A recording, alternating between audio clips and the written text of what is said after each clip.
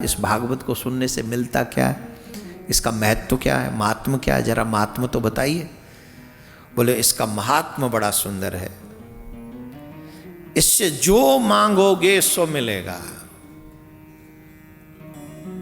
भागवत का महात्म क्या, मैंने अपने मन से तो नहीं कह रहा हूं, भागवत में वेद व्यास जी ने लिखा है, दरिद्र क्षय रोगी निर्भाग्य पाप कर्मवान अनपथ्यो मोक्ष कामाम शृणो याच कथम्यमाम।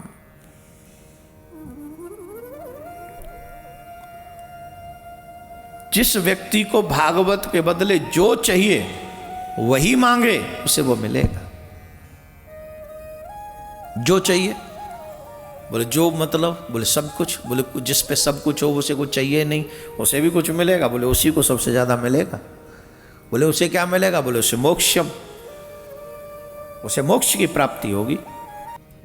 जिन लोगों के कानों में मैल अधिक है वो कम सुनते हैं, और जिनकी बुद्धि मंद है वो कम समझते हैं।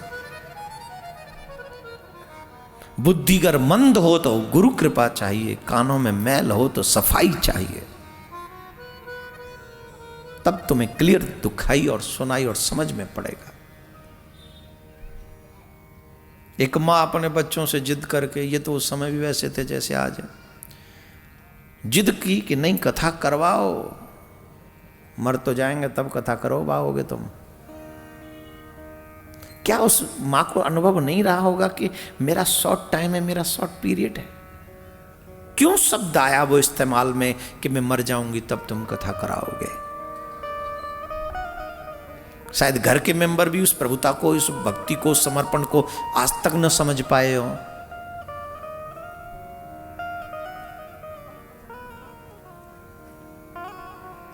लेकिन वो जिद करना कि नहीं कथा कराओ, 15-20 दिन में अरेंजमेंट होना, हुई भी, कथा भी हुई, और अंतिम कथा के पल में वो नृत्य होना, वो भजन होना, वो कीर्तन होना, और माता जी का ये कह के जाना कि तुम रो नहीं, मेरे लिए डोला आ गया है।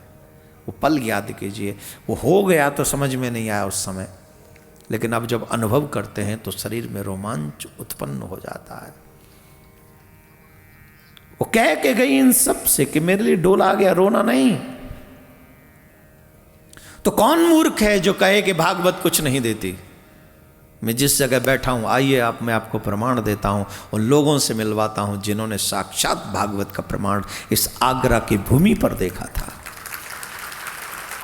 इसलिए जो भागवत का महात्म है वो महत्वपूर्ण महात्म है।